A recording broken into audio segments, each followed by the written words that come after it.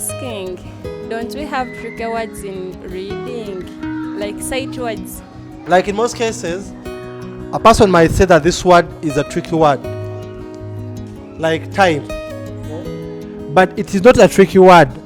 I'll call it a tricky word when it is not the stage of teaching that word. When in that class learners shouldn't learn that word, it will be a tricky word to them. And it qualifies to be a sight word.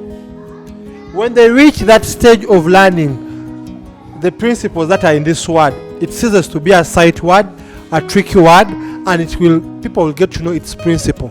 It's like you, all of us here. When you are still young, you could ask your parents, how did you produce me? Then the parent will tell you, I went to the hospital and they gave me you, and that's how I got to you. Why? They couldn't tell you everything because you are still what?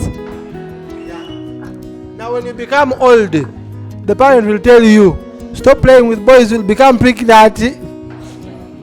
Is that it? Yes. Now the situation stops being what? Tricky, but they start telling you the reality. That if you continue playing with boys, you are going to become what? And then he asked the mother, but you told me that you bought me from the market. How will I become pregnant? Then the mother will tell you, now this is how you'll become what? Because at that stage they will be open to you. Are you getting it? So that's the same thing with words. There are stages whereby a word can be tricky at that stage, or sight. Then it can also be the principles.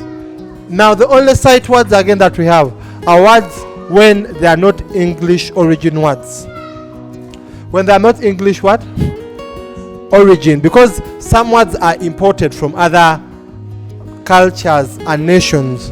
Now when you don't have any format of reading it, like number one, it doesn't have any formula.